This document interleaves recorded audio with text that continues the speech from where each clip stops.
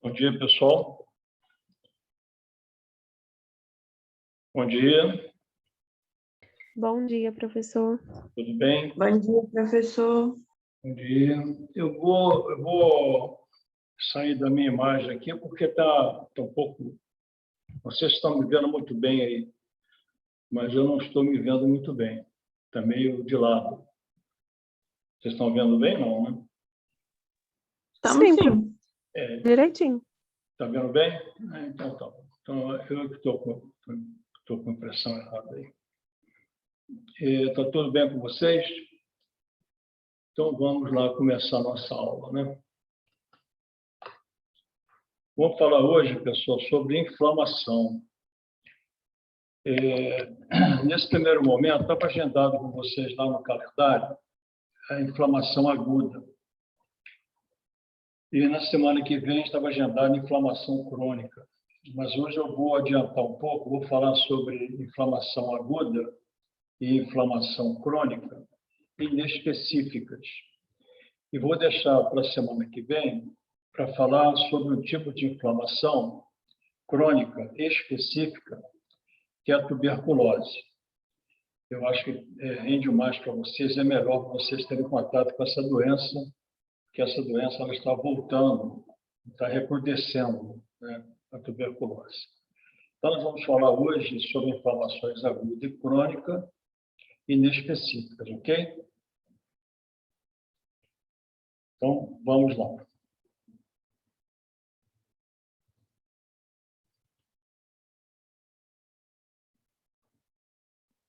Está dando para ver agora a imagem do início do primeiro slide? Tá sim. Então, tá bom. Então, vamos lá. A inflamação, o nome está dizendo, é inflamar, né? É uma situação, é uma doença, não é uma doença, é uma condição, uma reação do corpo humano em que você tem, normalmente, o aumento da... Deixa eu montar aqui a minha imagem, deixar só a mesma voz. Normalmente, eu tenho, com essa aí, essa inflamação é inflamar. Inflamar é pegar fogo, aquecer. Então, a inflamação, na verdade, essa palavra vem desse adjetivo, né? Inflamar. É um verbo, né? Pegar fogo, aquecer, ficar quente. Então, a primeira definição é essa aí. Inflamação é uma reação local dos tecidos vascularizados às agressões. Então, a inflamação denota isso aí, é uma reação local. O que é local? Local ocorre na microvasculatura. Então, a inflamação ocorre no território das arteríolas, capilares e vênulas pós-capilares. Então, é uma reação local. Ela apresenta 4 sinais cardeais ou cardinais: rubor, tumor, calor e dor. E acrescenta mais um 5º sinal, que é a impotência funcional. Mas, basicamente, são 4 sinais. O rubor, vermelhidão, local. Tumor, crescimento da área inflamada, que corresponde ao edema. Calor, aumento da temperatura, que significa aumento do metabolismo local. E dor, pelas terminações nervosas e também devido a alguns mediadores químicos, principalmente as sininas, que provocam dor local. A impotência funcional, na verdade, essa impotência funcional ela pode ser transitória ou pode ser definitiva, mas habitualmente ela é transitória. Essa impotência funcional, geralmente, ela é transitória e depois, quando cessa todo o processo inflamatório, a pessoa readquire a função daquele órgão ou daquele local afetado.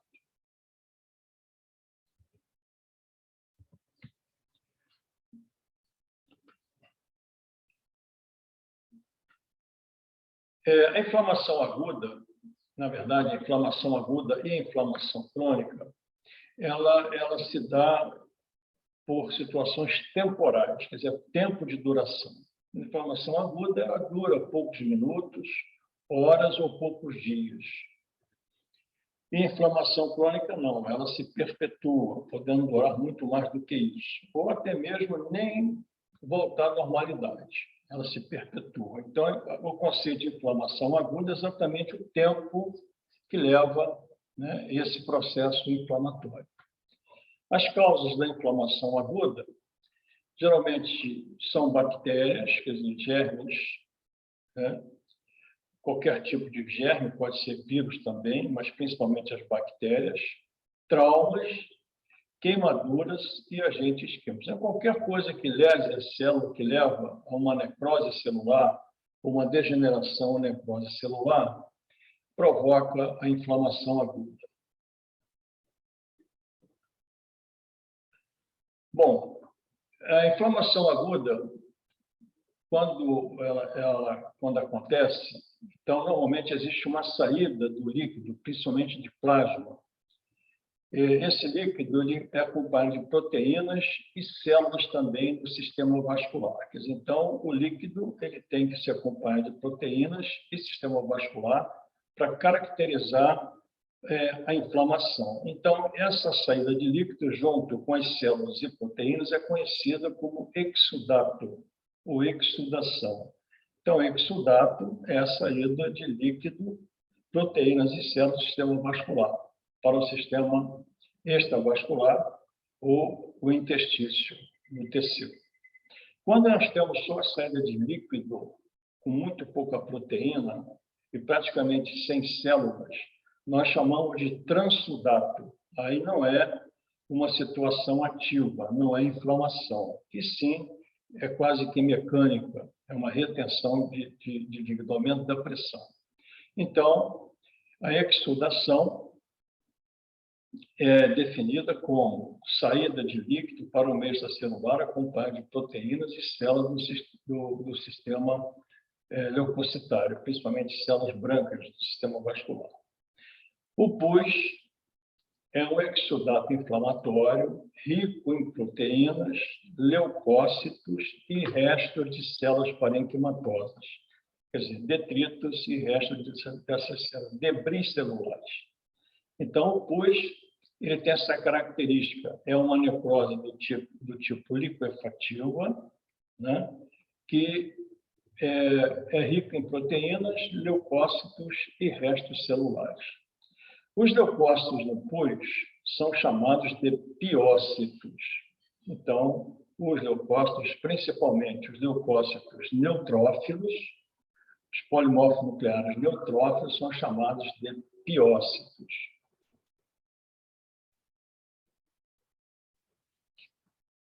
As manifestações locais da inflamação aguda mostram 3 componentes.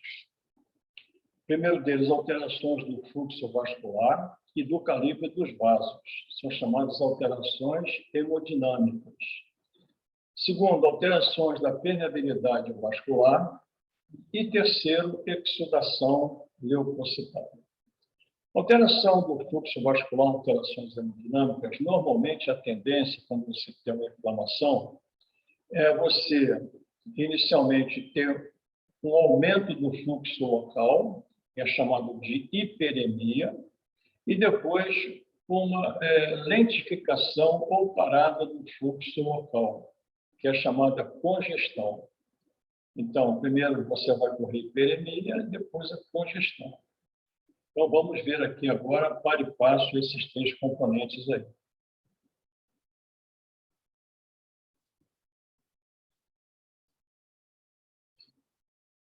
Vamos lá, que deu um pulo aqui no...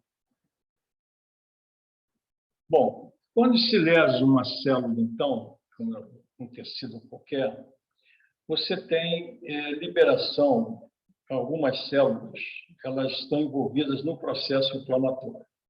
A primeira delas são os mastócitos. Os mastócitos são células que ficam quase sempre próximo à microvasculatura.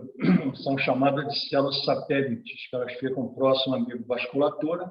E quando, então, você tem estímulo do mastócito, ativação do mastócito, ele vai liberar algumas substâncias, principalmente a histamina.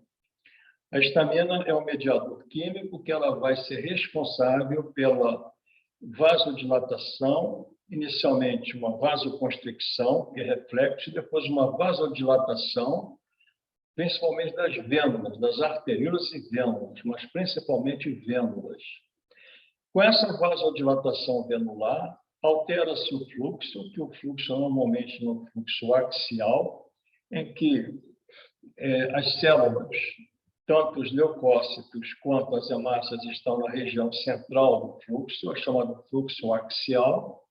Quando existe essa lentificação do fluxo, essa parada, o neutrófilo vai ser ativado, então ele vai tender para a periferia do vaso, fenômeno que é chamado de marginação. Então, nós temos aqui uma vasodilatação, inicialmente uma hiperemia, depois uma estase ou congestão. Essa estase vai fazer com que os neutrófilos que estão na região central do fluxo sejam ativados. Essa ativação os leva até a periferia, que é chamada de marginação. Depois de se colocar na periferia, vai ter outro fenômeno que é chamado de rolamento, que eu já explico para vocês. E, finalmente, o neutrófilo ele sai através dos poros, né, entre as células endoteliais, e sai, alcança o interstício e, através de mediadores químicos, vai haver a chamada quimiotaxia. Quimiotaxia que se define pela ida do neutrófilo atraído, né, por um componente quimiotático até a área lesada. Nessa área lesada, então, os macrófagos tendem a fagocitar bactérias e restos celulares. Os macrófagos também é uma célula que tem também importância na inflamação aguda, mas ela acontece mais depois que você começa a cura, né, num processo agudo mais prolongado. Então, você tem liberação de citocinas. Essas citocinas, então, vai levar a iniciar a reparação celular, tissular. Bom, os principais mediadores químicos que estão envolvidos na inflamação, no processo inflamatório, são esses aí. Então, aqui eu trouxe uma relação, os principais, com as fontes, né, desses mediadores químicos. O primeiro deles é a histamina, e que são produzidos nos mastócitos, basófilos e plaquetas. Então, os mastócitos são células fixas, teciduais, os basófilos são células circulantes, né? E plaquetas também circulantes. Então, essas três células produzem histamina. Prostaglandina e leucotrieno são substâncias derivadas do ácido araquidônico, que também tem grande importância na inflamação, produzidas por mastócitos e por leucócitos, ambos. Citocinas, as principais da inflamação são essas aqui: fator de necrose tumoral, TNF, interleucina 1 e interleucina 6, produzidas nos macrófagos, células dendríticas, principalmente as células dendríticas da epiderme, e células endoteliais e também mastócitos. Então, as citocinas são produzidas nessas 4 tipos de células aqui: macrófagos, células dendríticas, células endoteliais e mastócitos. As quimiocinas, que são também mediadores químicos responsáveis pela quimioatração, né, dos neutrófilos para a área lesada, são produzidas pelos próprios leucócitos e por macrófagos ativados. Fator ativador plaquetário, produzidos também nos leucócitos e mastócitos. E complemento, produzidos no plasma, que normalmente ele circula no plasma, produzido no fígado. E temos também as cininas, que produzidas também no fígado. Então, o complemento e a cenina são produzidas no fígado e ficam circulando no plasma. Bom, ação de mediadores químicos. A histamina, ela vai provocar vasodilatação, aumento da permeabilidade vascular e ativação endotelial.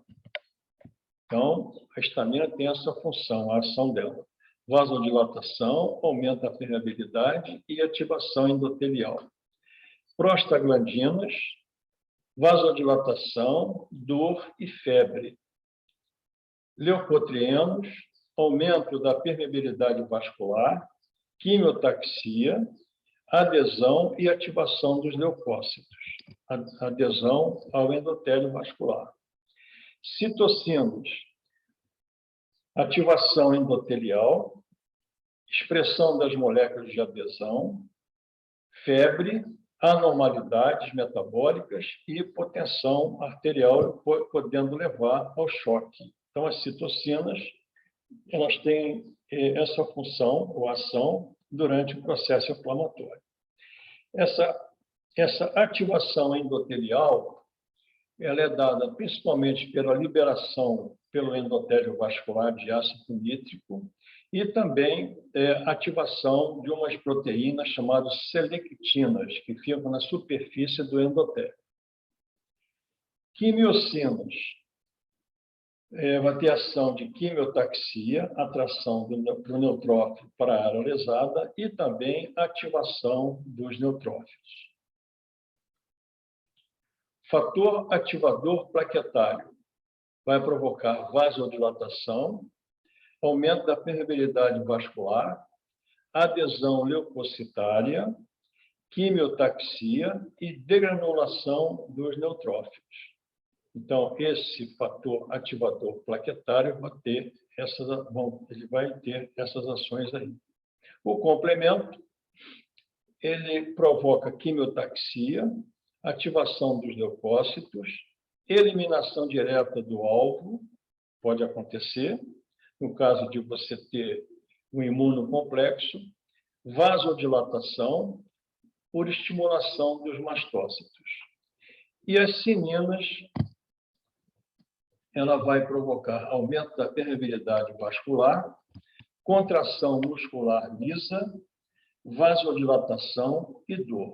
Então, as cininas têm toda essa função aí. Dor, talvez seja a mais importante das cininas.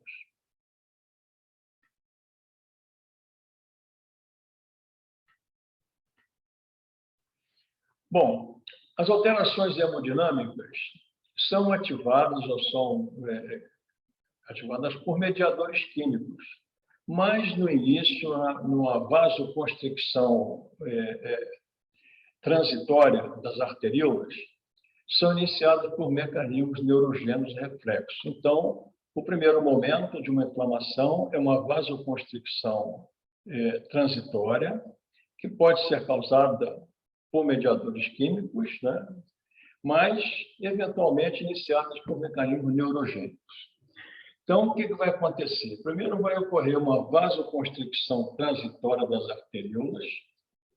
Depois, vai ocorrer uma vasodilatação das arteríolas e vênulas, provocando a abertura de novos capilares, levando ao calor e rubor. Então, você vai ter um aumento do metabolismo local e aumento do diâmetro das arteríolas e também das vênulas. Aqui está. Só um minutinho, pessoal. Segue-se a isso, então, uma diminuição do fluxo sanguíneo originando, levando a estase ou congestão vascular. Então, primeiro você vai ter uma vasoconstricção transitória, depois uma vasodilatação, principalmente no território venular, levando à estase. Depois, vai ter alterações da permeabilidade vascular, provocando a passagem de líquido para fora dos vasos, originando edema. Então, nós temos inicialmente hiperemia, congestão ou estase, depois o edema. É o acúmulo de líquido nos tecidos, no espaço extravascular, no interstício tecidual. E, finalmente, vamos ter a exsudação leucocitária, que vai ter todo esse processo aqui. Os leucócitos ingerem os agentes nocivos, destroem as bactérias e degradam o tecido necrótico e antígenos estranhos. A sequência de evento para a saída dos neutrófilos da luz para o interstício é essa aqui. Olha. Na luz, vai haver marginação, rolagem ou rolamento e aderência. Então, os neutrófilos, pela estase e pela quimiotaxia, eles vão tender para a margem, vão ser ativados e vão marginar. Depois, eles vão rolar sobre o endotélio e, finalmente, vão aderir, vão se fixar ao endotélio. Depois, vai haver a transmigração, que é a saída do neutrófilo da luz vascular para fora da luz vascular, através do mecanismo chamado diapedese. E, finalmente, migração nos tecidos intersticiais em direção ao estímulo quimiotático. Quimiotaxia, aqueles quimioatraentes, que vai levar o neutrófilo a ter a área lesada para englobar e destruir bactérias e restos celulares. Aqui é um corte, um esquema do neutrófilo, no fluxo axial. Então, ele está aqui no fluxo axial no centro e o plasma na periferia. Depois, nós vamos ter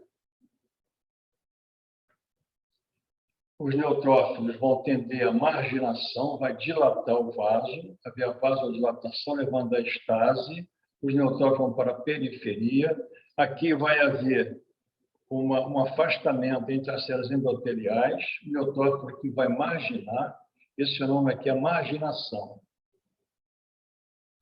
Depois ele vai para a periferia, na superfície do endotélio, já que com a dilatação entre as células endoteliais, ele vai inicialmente rolar sobre o endotélio, depois ele vai se fixar e vai finalmente fazer a transmigração ou diapedese através desses poros.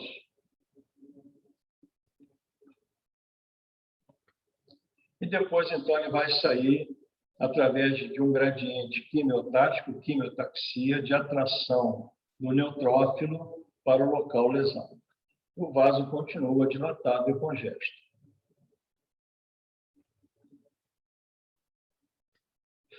Bom, agora vamos ver as células aí dos neutrófilos.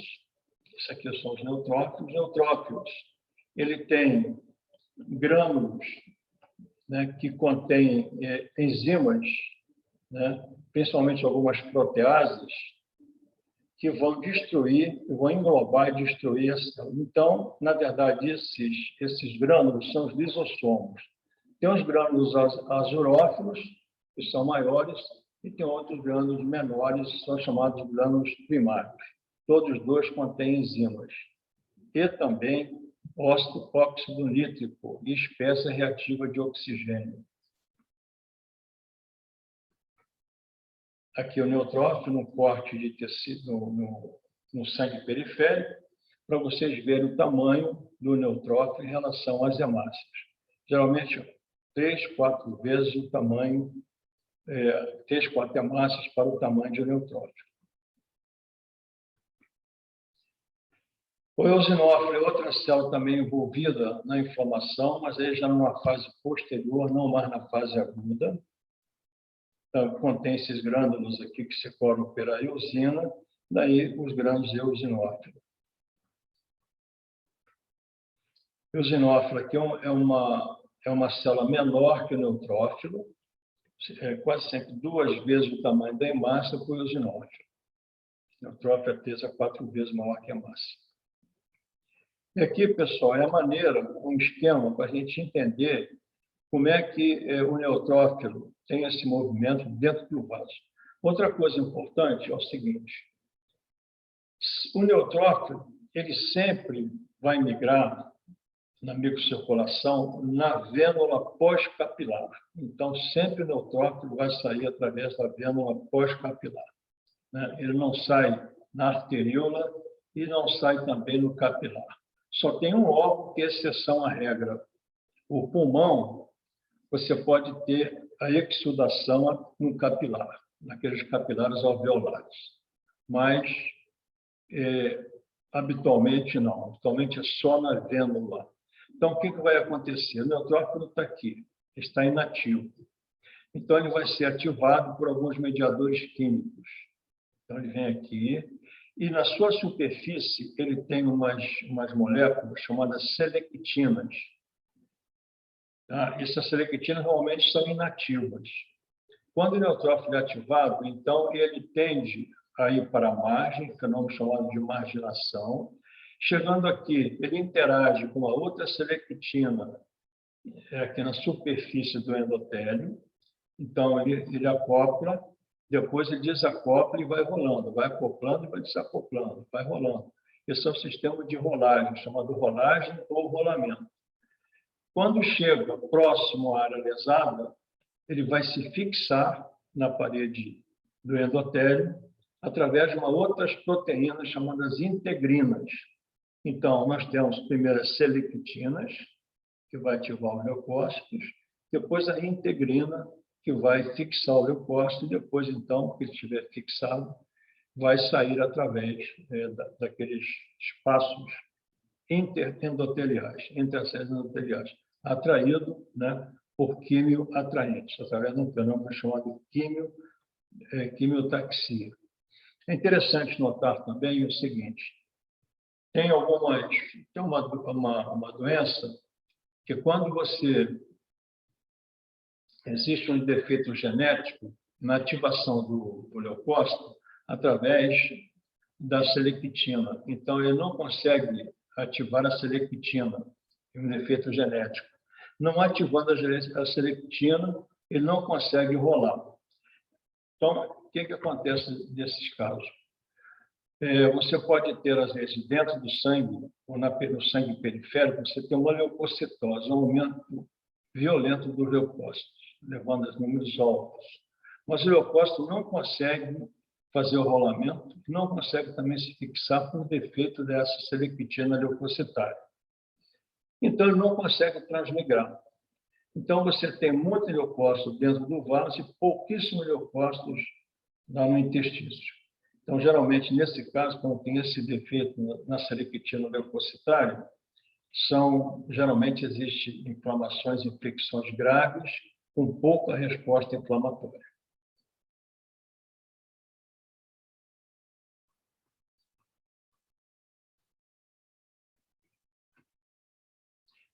A selectina do endotélio é chamada E-selectina, tá? Do neutrófilo é L-selectina, de leucócitos, e a do endotélio E-selectina. Bom, depois que ele alcança, que ele chega próximo lá da área lesada, ele vai envolver a bactéria, vai ingerir a bactéria. Então, a célula neutrófilo vai emitir pseudópodes para envolver a bactéria, mas ele só consegue reconhecer essa bactéria para envolver se ele tiver uma capa de imunoglobulina. Então, essa capa de imunoglobulina quase sempre é chamada, fica aqui, aí o leucócito consegue envolver a bactéria. Então, vai formar um vacúolo, né, que é chamado de fagossomo. Esse vacúolo vai internalizar a bactéria. Mas, se a gente reparar, esse vacúolo é constituído pela membrana citoplasmática. Mas não adianta só internalizar. Aí ele vai juntar com o lisossomo, com aqueles grânulos azorófilos, aqueles outros grânulos, vão se juntar e vai formar o fagolisossomo. Então, o fagolisossomo é a mistura, né, do fagossomo com o lisossomo, contendo as proteínas. É também importante a gente citar que existe existe o óxido derivado do óxido nítrico, que ele tem ação bactericida intensa, mas também tem ação sobre o endotélio. O óxido nítrico produzido, às vezes, no endotélio, dilata os vasos. Então, o óxido nítrico produzido no neutrófilo é bactericida. No endotélio também pode haver produção de óxido nítrico, principalmente em casos de isquemia. Então, é sabido também que, em casos de necrose isquêmica, principalmente necrose isquêmica cerebral, é benéfico administrar óxido nítrico para o paciente. Por quê? Porque vai provocar vasodilatação e neoformação vascular. Então, vai ser benéfico. O óxido nítrico, às vezes, ele destrói a bactéria, pode também destruir o tecido, mas, em casos de isquemia, ele pode ser benéfico.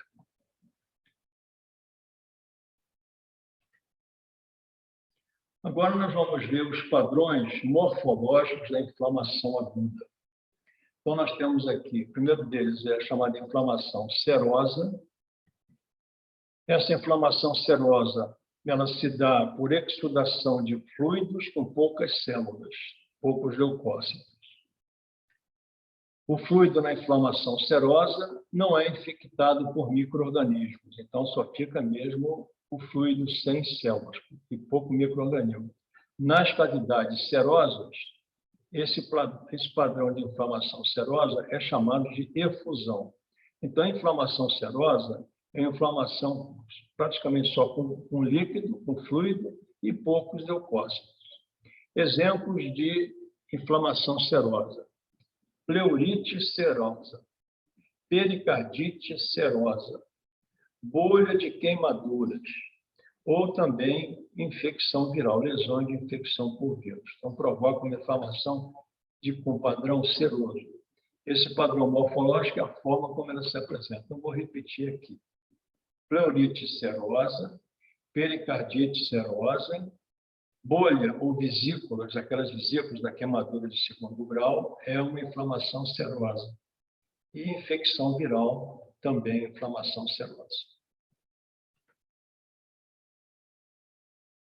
Inflamação fibrinosa.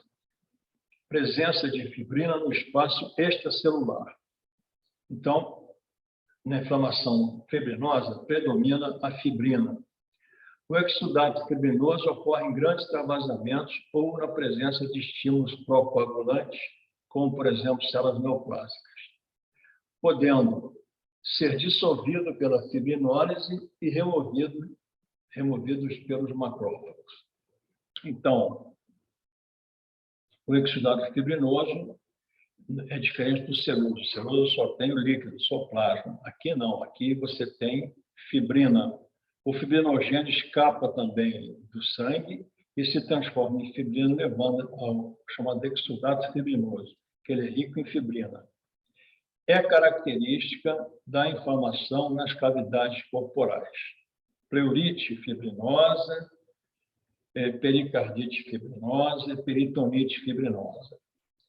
Se não for removida, a inflamação fibrinosa pode levar à fibrose e aderência, chamada sínfise, entre as vísceras. Então, você pode ter, por exemplo, entre os folhetos, você pode ter uma aderência na pleura, levando uma pleurite fibrosante, fibrose da pleura, ou você pode ter também uma peritonite fibrosante com aderências e sínfises, por estímulo ao crescimento de fibroblastos.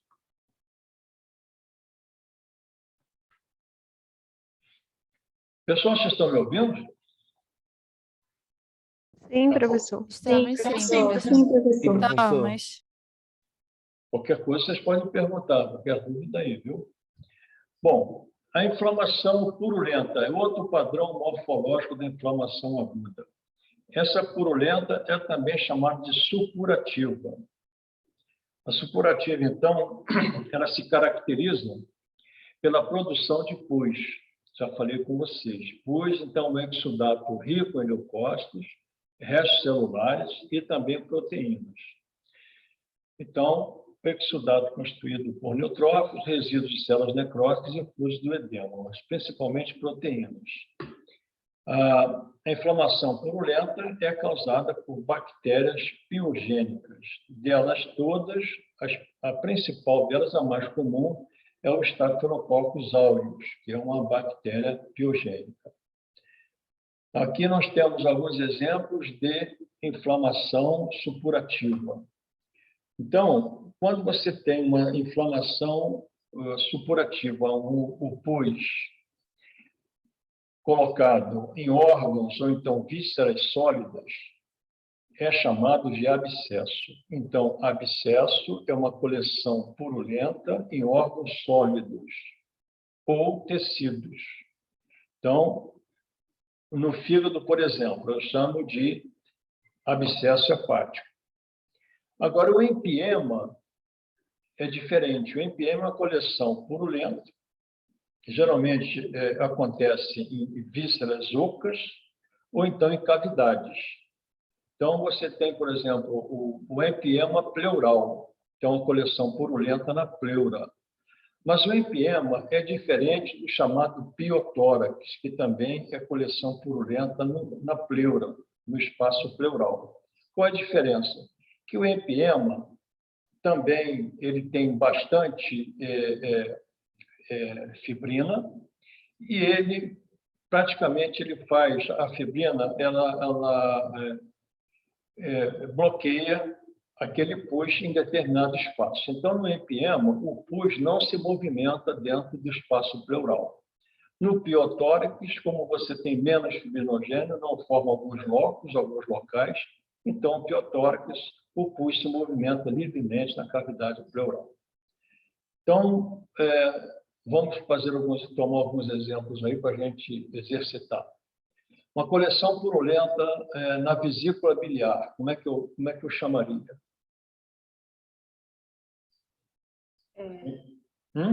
Empiema, né, professor? Empiema. Isso se for na luz, não é isso? Isso. Se for na luz. Agora, se por acaso a coleção purulenta não ocorrer na luz da vesícula, mas ocorrer na parede da vesícula, como é uma área sólida, então eu posso chamá-la de abscesso de parede da vesícula biliar. Deu para entender a diferença? Uma coleção purulenta, por exemplo, no tecido adiposo subcutâneo, como é que eu chamo? Abscesso. Abscesso. Muito bem. No rim? Abscesso. Abscesso renal. Na bexiga urinária? Se for no lúmen, empiema. Muito bem. Então, é isso mesmo. Então, deu para entender, né? A diferença de abscesso, empiema e piotórax. Agora, tem uma coleção purulenta, né, que ela forma-se um abscesso inicial, mas depois aquele abscesso vai dissecando os tecidos. Isso é muito comum, por exemplo, em abscesso de membros inferiores. Então, você tem, às vezes, um abscesso na pele, no tecido celular subcutâneo da coxa, por exemplo. Aquele abscesso pode ir dissecando tanto o tecido adiposo quanto até no músculo também. Quando acontece isso, eu chamo de fleimão. Então, fleimão é a presença de pus dissecando os tecidos, ok? Então, é uma inflamação, por exemplo, chamada flegmonosa ou fleimonose. Então, fleimão é o nome que se dá ao pus quando disseca ou vísceras ou determinados tecidos. Outro padrão morfológico da inflamação são as chamadas úlceras. Então, úlcera é definido como defeito local ou escavação da superfície de um órgão ou tecido, por perda do tecido necrótico inflamado. Então, a úlcera, ela sempre tem uma solução de continuidade na superfície de um órgão ou tecido. Ok? Os locais mais comuns das úlceras, provocando inflamação, esse padrão inflamatório, são mucosa oral, estômago, intestinos, trato geniturinário, pele e tecido subcutâneo. Na pele e tecido subcutâneo. A úlcera, então, ela tem algumas camadas. Geralmente, ela tem uma camada mais superficial de necrose, depois tem uma camada logo abaixo com infiltrado inflamatório, com neutrófilos. Abaixo, quase sempre, tem uma neoformação vascular tentando curar. Então, a cura geralmente tem esse aspecto. Você sempre tem um defeito local, escavando quase sempre um órgão superficial. Alguns exemplos aí para vocês verem das inflamações. A inflamação aguda, a chamada hepatite B, podia ser hepatite A, hepatite C. Na hepatite, o comportamento da inflamação aguda é um pouco diferente. Como eu falei a vocês que as inflamações são mais temporais, então a hepatite aguda, normalmente, ela dura até 6 meses, quando acontece através dos vírus.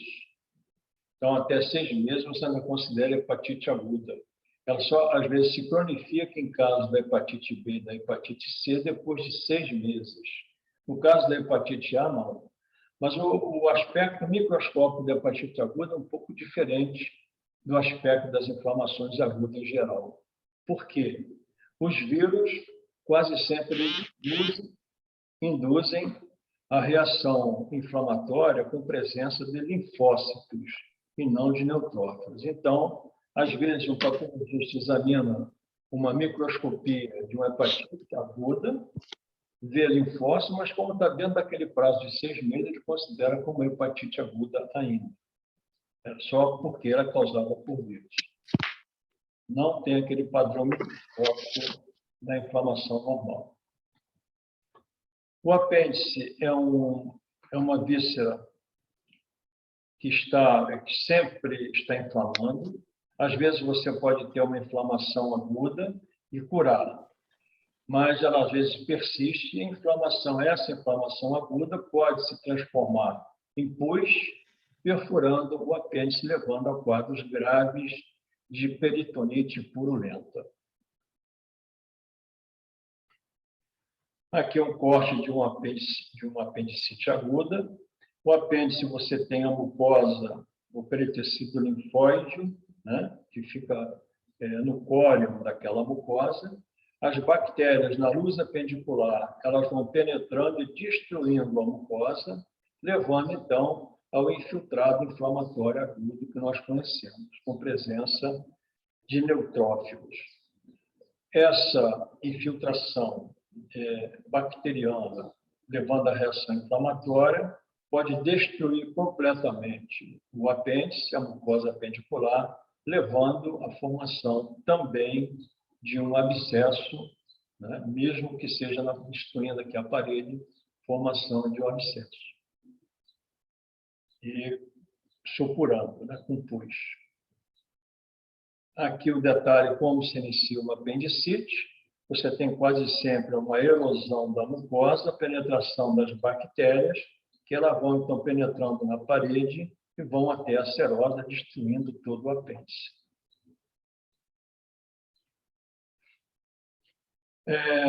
Glomerulonefrite aguda.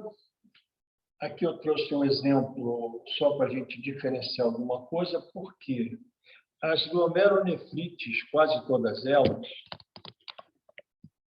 são de fundo autoimune, de fundo imunológico. Então, elas reagem com o chamado antígeno, anticorpo e complemento, se depositando nos glomérulos. Elas levam, então, uma exudação lá no glomérulo, que pode ser com neutrófilos ou macrófagos. Então, essa lesão é quase sempre glomerular. Pode evoluir? Pode, para formar, por exemplo, um abscesso, mas não é tão frequente.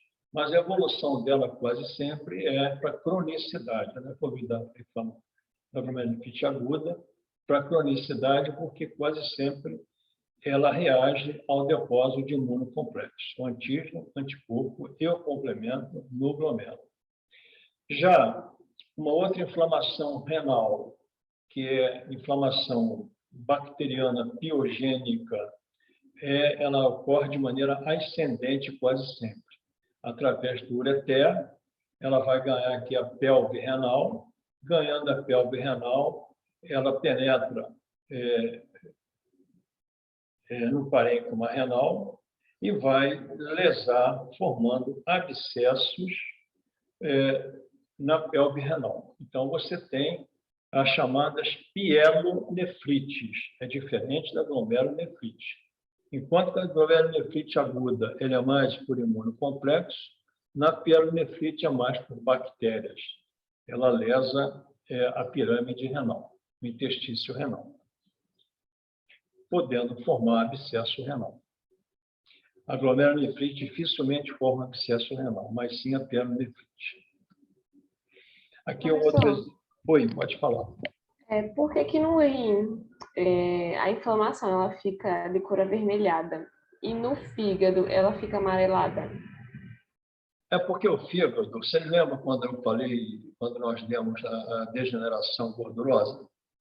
Sim.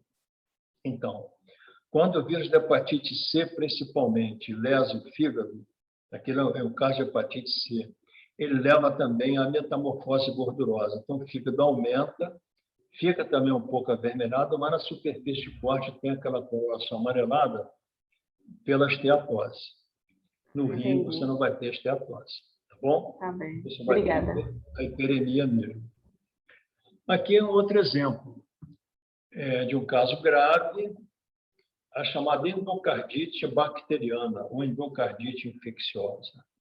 Nós temos dois padrões de endocardite bacteriana. Um padrão é quando você tem a chamada endocardite aguda, causada principalmente por germes piogênicos, pelos Staphylococcus aureus.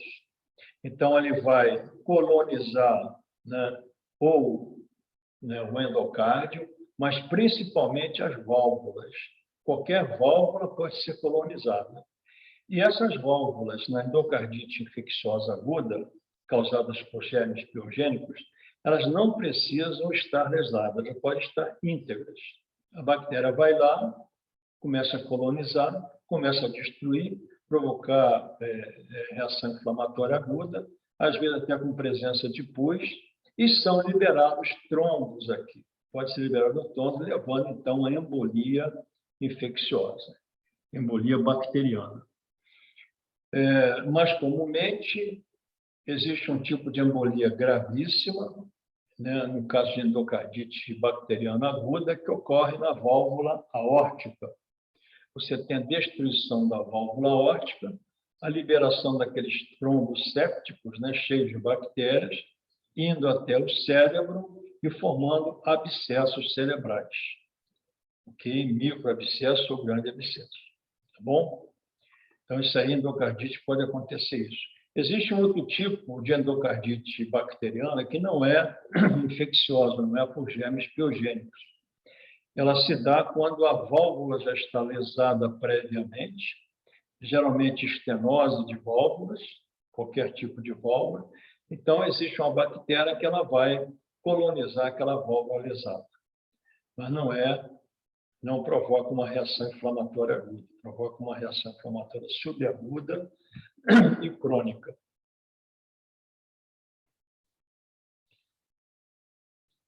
Muito bem. Essa aí, o que vocês acham? Que tipo de inflamação, um padrão morfológico dessa? É uma peritonite, vocês estão vendo aqui o peritônio. O que vocês acham disso aí? Uma peritonite serosa, fibrinosa, purulenta? O que vocês acham? Essa é a peritonite aí. Esse amarelo aqui, ó. Isso não é típico. Purulenta, né, professor? Purulenta, exatamente. Então, isso aqui é uma necrópsia, né, que está o cadáver aberto. O paciente teve uma apendicite aguda, que houve a supuração supurativa, por formação de abscesso, rompeu o apêndice e provocou, então, essa peritonite purulenta, que é um quadro gravíssimo. Às vezes, paciente não tem jeito. Ou você opera rápido o apêndice e tenta fazer uma lavada para drenar isso aí, mas geralmente são quadros graves. Outro exemplo de abscesso, o abscesso na mama.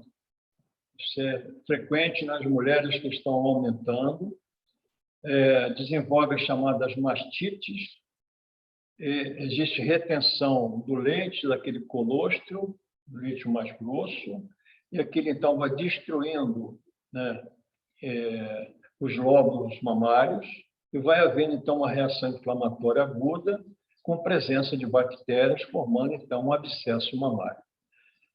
Então, vamos lá. Abscesso sempre tem que ser drenado, principalmente o subcutâneo ou nos tecidos superficiais. Ou então, ele tem que ser retirado, no caso de um apendicite ou de outra coisa. Então, o abscesso ele sempre fica bloqueado e tem que ser drenado. Aqui, na mama, principalmente. Por exemplo, a acne é um tipo de abscesso, só que é um abscesso pequeno. Existe uma lesão nas glândulas sebáceas, então destrói a glândula sebácea e forma, então, um abscesso, formando a acne, naquele pus ali. Bom,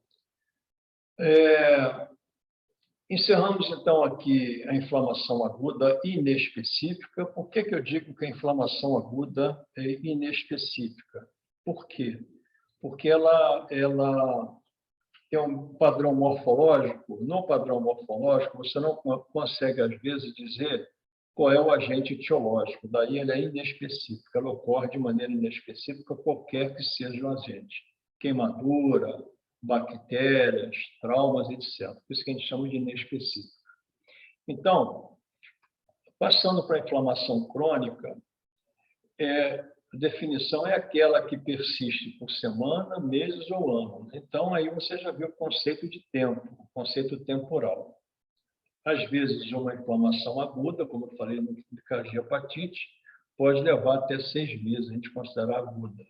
E só começa a cronificar a partir de 6 meses, dependendo do vírus. Mas a maior parte delas é aquela que vai persistindo por semanas, meses ou anos.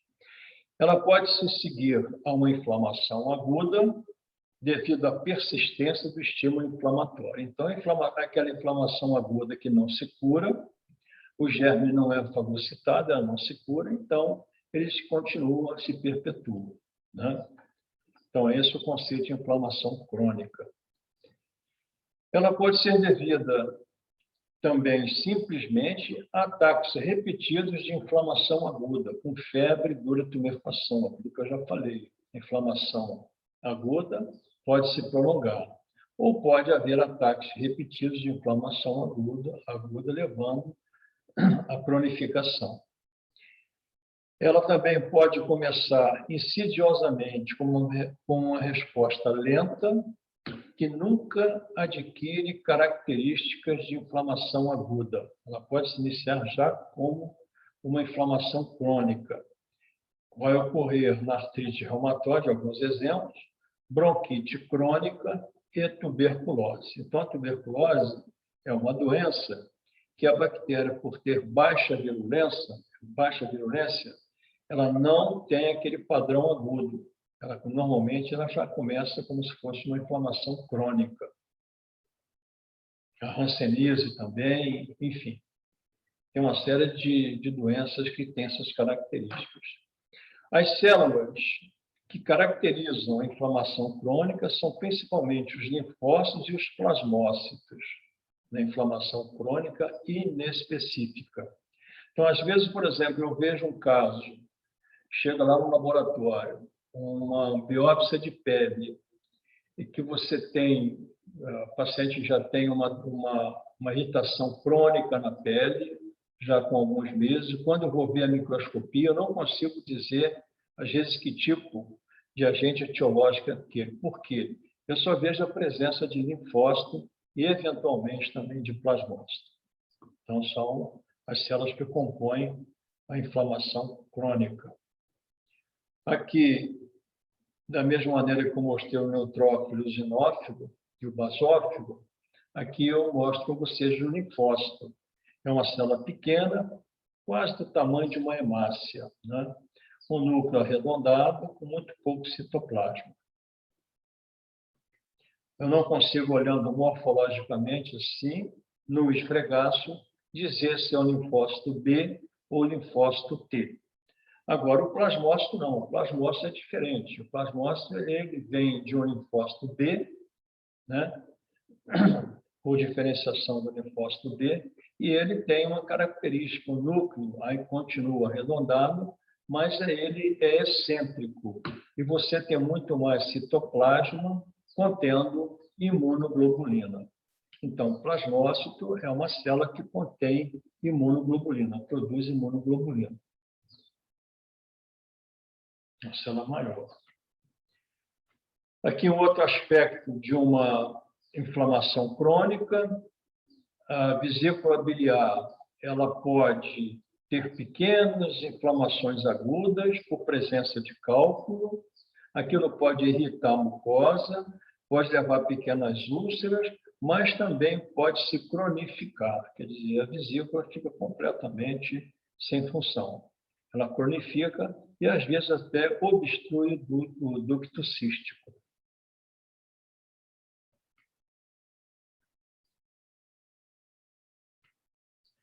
Aqui, esse slide entrou um pouco errado. Isso aqui é uma pericardite fibrinosa, é aguda, não é crônica, ele está na posição errada. Vocês veem aqui, olha, no pericárdio visceral, presença de fibrina.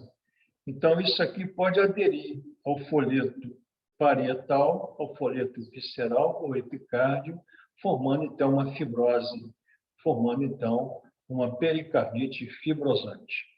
Então, a pericardite fibrinosa pode levar a uma fibrose pericárdica ou pericardite crônica fibrosante. Uma inflamação aguda do coração, que nós vemos aqui os miócitos cardíacos e o infiltrado exclusivo de linfócitos, é a chamada miocardite crônica. Nós temos vários tipos de miocardite crônica com alguns agentes, por exemplo, doença de Chagas, alguns vírus podendo levar a miocardite crônica. Mas nessa fase aqui você não consegue dizer se é uma doença de Chagas ou se é uma doença viral. Na doença de Chagas, se você conseguir, né, identificar o parasito, aí você já faz o diagnóstico. Se não conseguir, paciência. Se você não conseguir identificar o Trypanosoma cruzi, você vai dar o laudo como miocardite crônica. Um outro aspecto da miocardite crônica, isso aqui é mais comum, na chamada febre reumática, em que você tem a presença de macrófagos e de linfócitos. Esse agregado aqui de macrófagos e de linfócitos é chamado de nódulo de Aschoff. Então, na febre reumática, nós temos um nódulo de Aschoff, que é um nódulo com imunocomplexo sendo envolvido por macrófagos e linfócitos. Ocorre no endocárdio, no pericárdio e no miocárdio.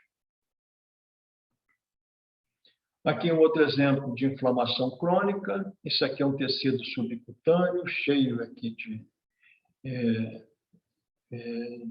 células gordurosas, adipócitos, e aqui você tem a infiltração inflamatória crônica dos linfócitos. Volto a repetir que isso tudo aqui, pessoal, é inespecífico. Por quê? Tem linfócito, mas eu não sei qual é o agente etiológico. Não sei. Então, é inespecífico. Aqui é um caso de uma dermatite crônica, como eu já citei para vocês anteriormente. O paciente tem uma irritação crônica, uma reação inflamatória crônica na pele, e nós só vamos ver linfócitos aqui, na derme e também na epiderme. Lógico que o patologista, às vezes, consegue fazer o diagnóstico de qual agente etiológico, tem alguns padrões morfológicos de algumas doenças. Mas o padrão básico é sempre presença de linfócitos, tanto na derme quanto na epiderme. Aqui uma colecistite crônica, uma vesícula biliar ao exame microscópico, em que nós temos aqui a presença de linfócitos no córeo, na túnica muscular e até mesmo na serosa dessa vesícula biliar.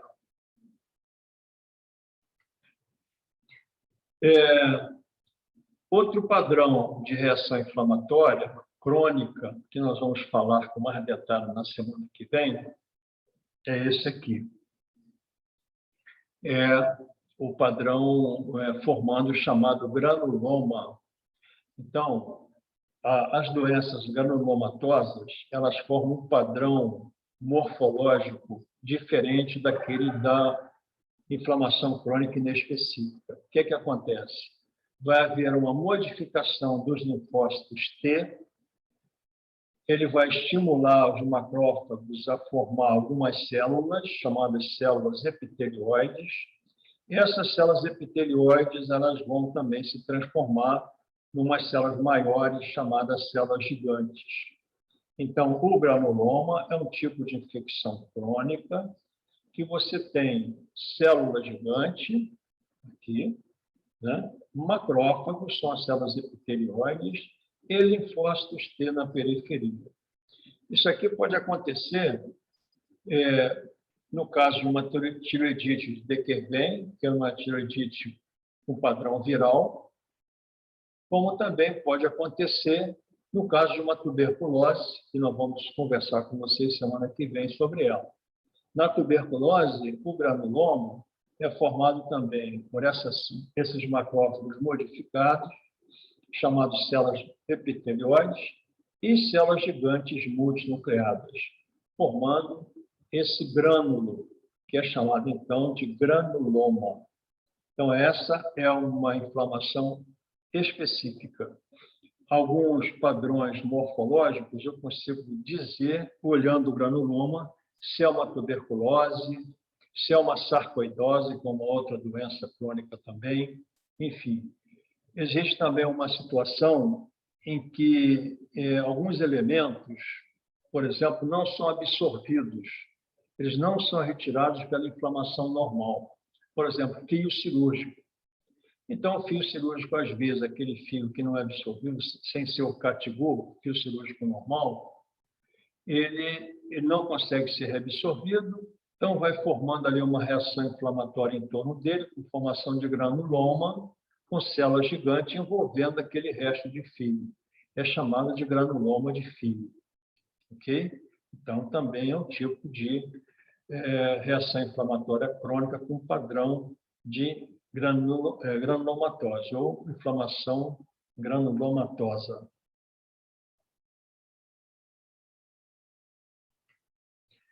Aqui, para a gente fazer um resuminho aí da inflamação, os componentes da inflamação, as células conjuntivas, tecido conectivo ou conjuntivo também estão envolvidos, como os mastócitos, macrófagos e fibroblastos, né? Esse aqui, principalmente na fase de cura, da inflamação. O tecido, a matriz extracelular. Nós temos as fibras elásticas, fibras colágenas e os proteoglicanos. Também, na matriz extracelular, estão envolvidos na reação inflamatória. Os vasos, como a reação quase que vascular, na microvasculatura, também estão envolvidos. Então, nós temos os neutrófilos, os eosinófilos, basófilos, plaquetas, monócitos, e também as células endoteliais, que estão envolvidas ativamente no processo inflamatório, né? Volto a repetir que as células endoteliais, elas têm moléculas de superfície que ajudam na integração com o neutrófilo, fazendo aquele rolamento, são as chamadas selectinas endoteliais, e também as células endoteliais secretam óxido nítrico. Esse aí é importantíssimo, às vezes, em lesões isquêmicas, porque ele provoca vasodilatação. O óxido nítrico provoca vasodilatação. Então, em áreas que você tem uma trombose, uma isquemia, você pode tentar revascularizar pela presença do óxido nítrico. E proteínas solúveis, complemento, cascata da coagulação e o sistema cinina, que eu também já falei sobre isso aqui. Bom, para a gente resumir, para finalizar, esse é o resumo da inflamação. Uma agressão, através de mediadores químicos, vai provocar uma reação inflamatória aguda, uma inflamação aguda. Essa inflamação ela pode seguir para a cura, resolução ou cura, pode levar à formação de abscesso, pode curar, essa cura pode se dar por regeneração ou cicatrização. E essa inflamação aguda também ela pode evoluir, se persistir, ou através de inflamações agudas repetidas, para inflamação crônica.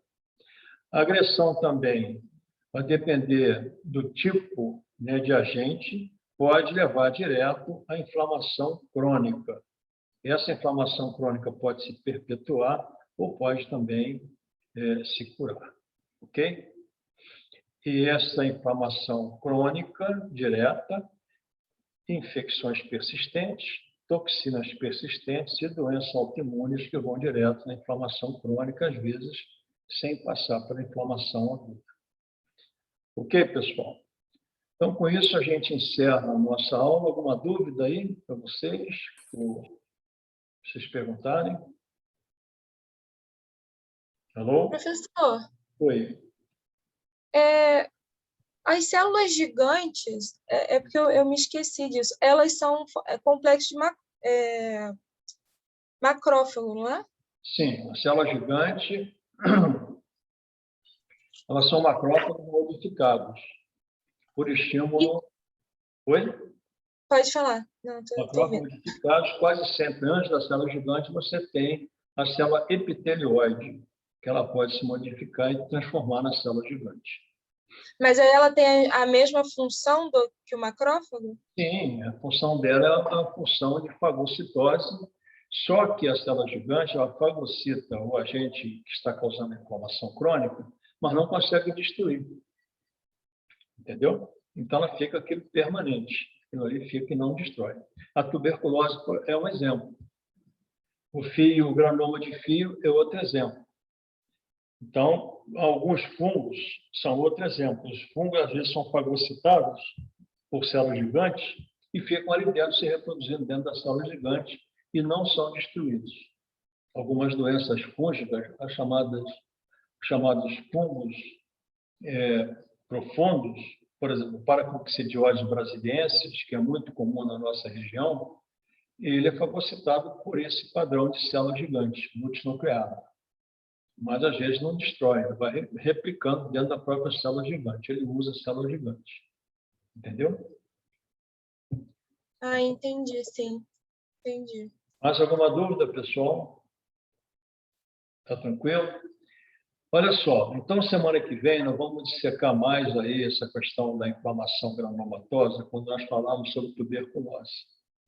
Tá bom? Nós vamos abordar a tuberculose clinicamente, a evolução da tuberculose, como é que aparece, o tipo de infecção.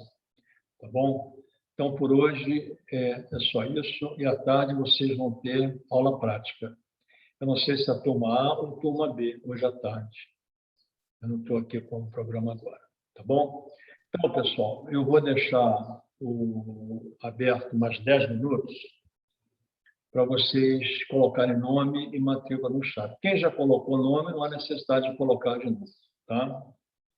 Quem não colocou, coloque então o nome e a matrícula para a gente dar frequência. Tá bom? Combinado? Ok? Ok, professor. Tá joia, professor. Muito Obrigada obrigada. pela aula. Vamos Até semana parar que aqui. vem. Ok, vamos parar aqui agora. Tchau, professor. Obrigado pela aula. Bom final de semana. Ok, obrigado a vocês também. Eu vou aguardar 10 minutinhos para a gente fechar completamente a aula, tá bom? Vou mutar o meu alto-falante. Professor, Oi, pode falar. só porque é uma curiosidade, aí eu não estava querendo atrapalhar a aula, deixei para pode perguntar falar. agora. Mas é porque a minha tia, ela teve uma doença autoimune, ela não tinha muito nome, por isso que eu até perguntei dessa questão das células gigantes, que ela teve uma miocardite autoimune, Uhum. Eles disseram que é tipo miocardite autoimune fulminante aguda das células gigantes. Aí eu pensei que, tipo, eu estava pensando nessa questão de formação das células gigantes, se pode ser, tipo, se teria que ser crônico, para tipo, ter um tempo para formação ou não. Sim. A aguda, na verdade, aí, ela já devia estar, né, com a doença, se agudizou. Porque se ela formou a miocardite de célula gigante, geralmente essa miocardite de célula gigante é uma doença autoimune, né? Isso. Doença autoimune. Então, ela fez uma agudização de uma doença autoimune. Antes do anticorpo complemento, é mais ou menos o que eu falei com você ali com relação à febre reumática. A formação daquele nódulo diástico. Forma-se a célula gigante, então bloqueia a ação do músculo cardíaco. Então, ela tem um quadro clínico agudo. Né? Entendi. Ok? Entendi. Tá bom? Sim. Então, tá. Obrigada, professor. Nada, que isso. Ok, pessoal. Então, vou me mutar aqui e vou aguardar 10 minutinhos aí para vocês colocarem o nome e quem ainda não colocou, nome e matrícula. Ok? Então, bom fim de semana para vocês e boa aula à tarde, tá? Bom fim de semana, professor. Você também, professor. Tá bom.